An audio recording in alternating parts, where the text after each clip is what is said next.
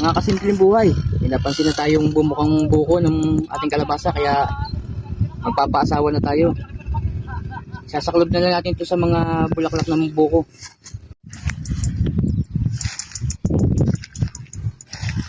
Ito mga kasimpleng buhay, pagpapaasawa ng kalabasa. Tatanggalin lang natin itong pinakabulaklak niya.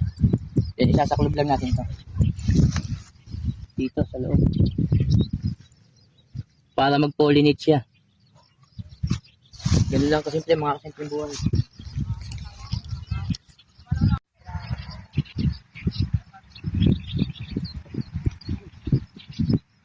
Madalang pa mga kasimpleng buhay ang ating pinapasawahan dahil unang araw pa lang natin. Mga isang linggo marami na ito. Aabuti na tayo ng tanghali dito pagpapasawa. Pero marami isang bunga bago dito. Mga